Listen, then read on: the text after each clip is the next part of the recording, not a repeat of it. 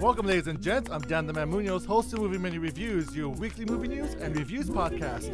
Joined with reviewer Z. Hey. And special guest Phil.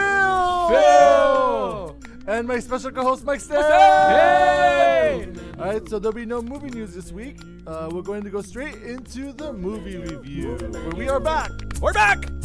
Movie Menu. The movie we are reviewing is Black Mass, directed by Scott Cooper, written by Mark Malik and Jess Butterworth. It stars Johnny Depp, Joel Edgerton, and Benedict Cumberbatch. Here's the plot.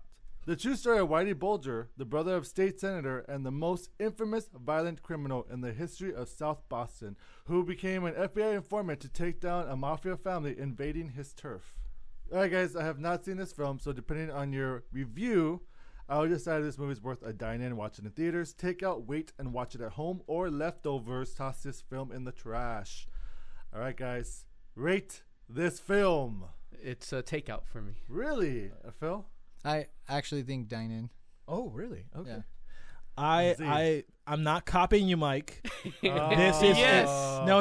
Yes. You're That's right. You're piggybacking Guess off who's my... piggybacking off of who? Listen, It's okay. Both of you are going to lose because Phil wins. I'm okay with this. it is a solid takeout because it adds nothing new. That's not different to my takeout. I know it's at not. all. Shut up, Mike. Just because you Well, add Mike solid in front of it. Mike didn't add anything. He said he wasn't added something there. So Well, I'm doing it for him. Ha! I'm beating you to it.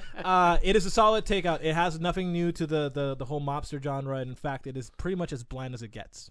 Really? Because this movie has been gaining a lot of Oscar buzz, especially with Johnny Depp and with Joel Edgerton. Yep. That Johnny Depp will get nominated for Best Actor. Or they'll be surprised if he's not nominated for Best Actor. Same thing with Joel Edgerton. And that this movie should be nominated for Best Picture.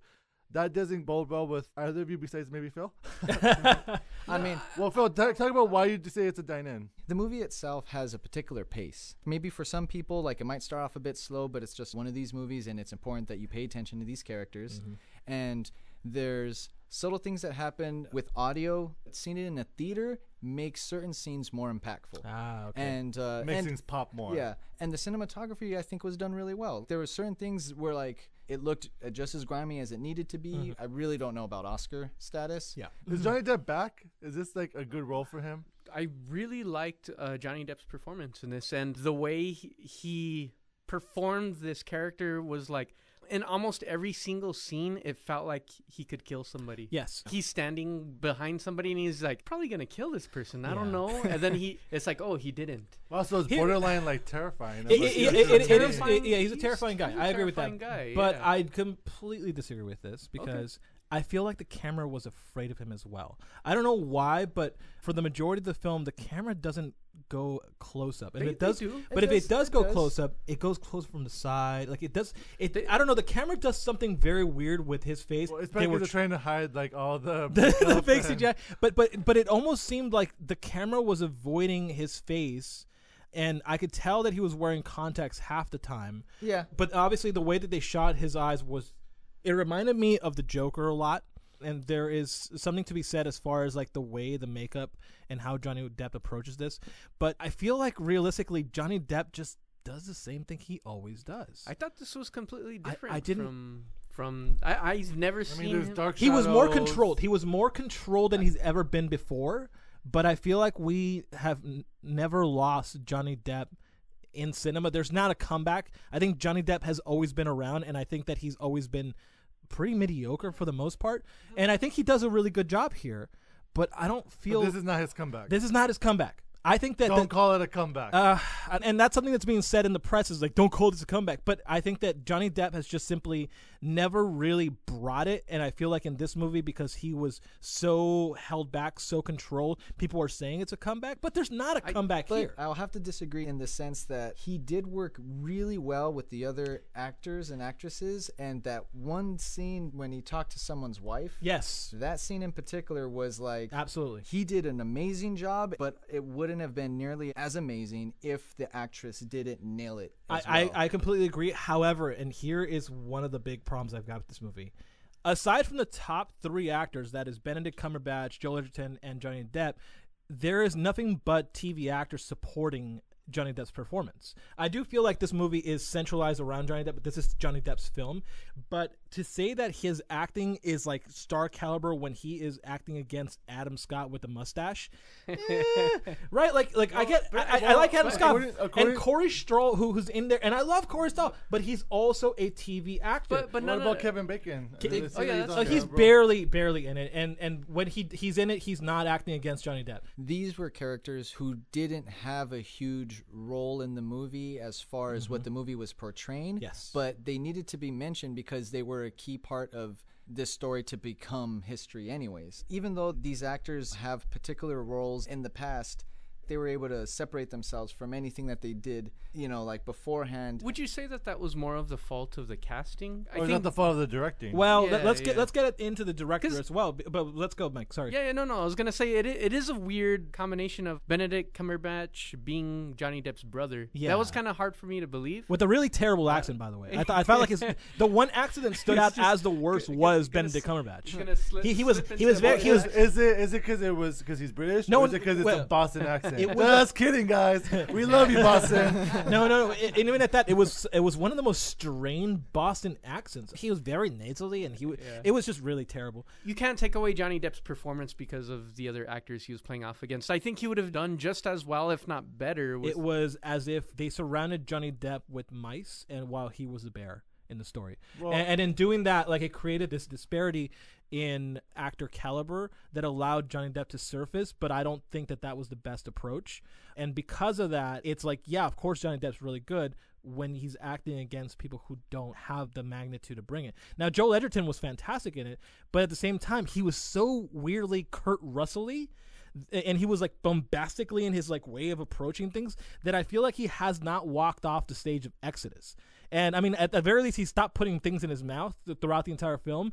I like Joel Edgerton, and I feel like he might be a really great director, but I don't think that he hasn't done anything that's surprising me. Like, for example, like I just watched Everest as well, and I feel like that movie did lend itself for the actors a lot more. And I feel like Joel Edgerton just doesn't have it.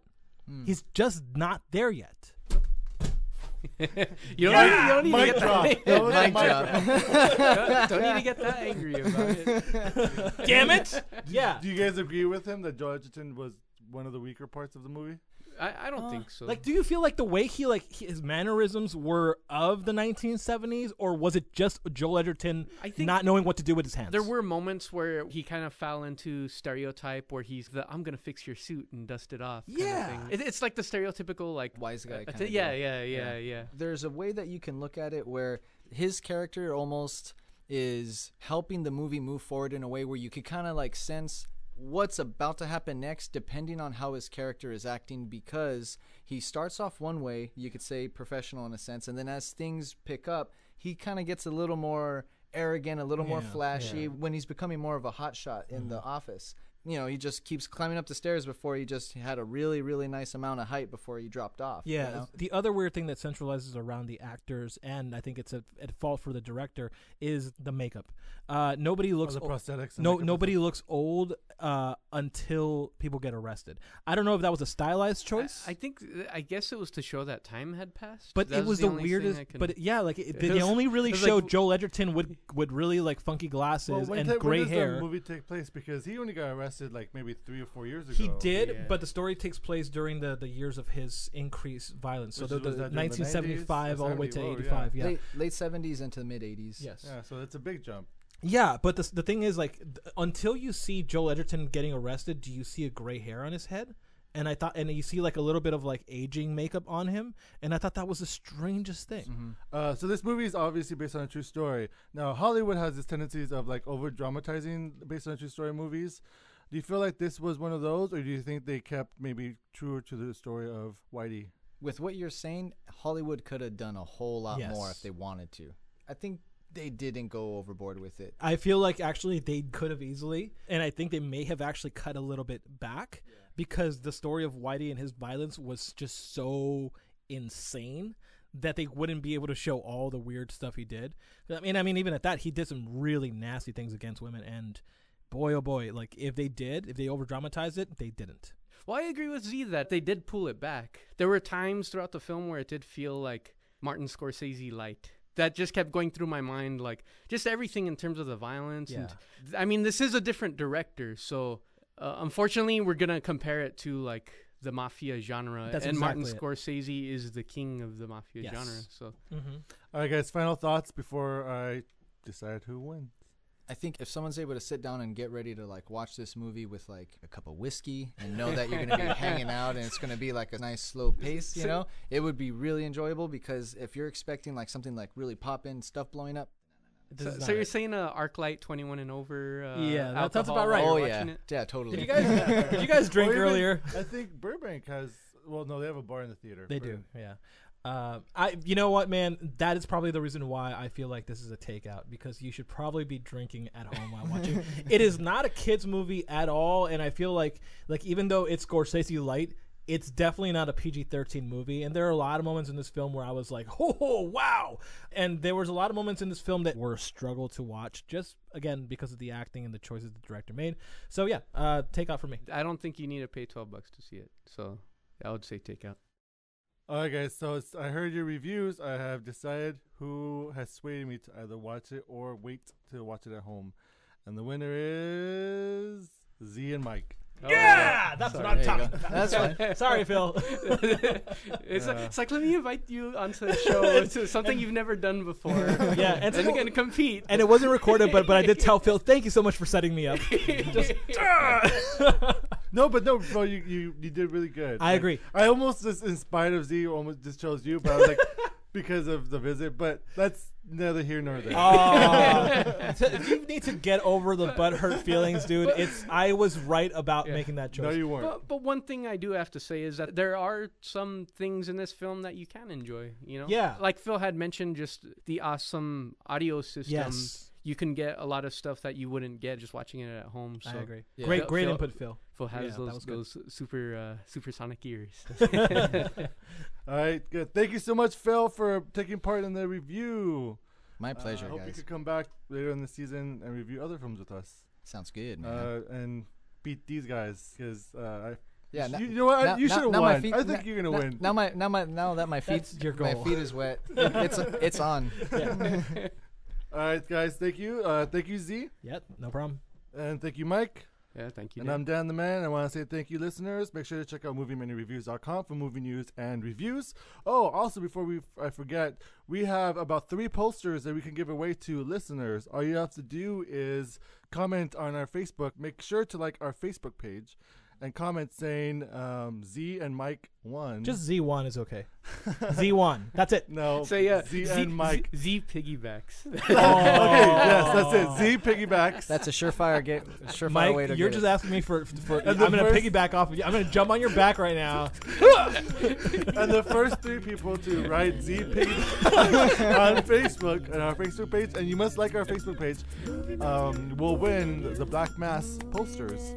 So make sure, if you like the movie and you want a poster, you can get it free from us.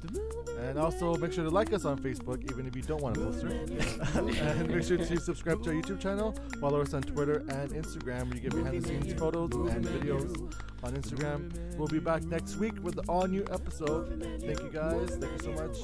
Goodbye.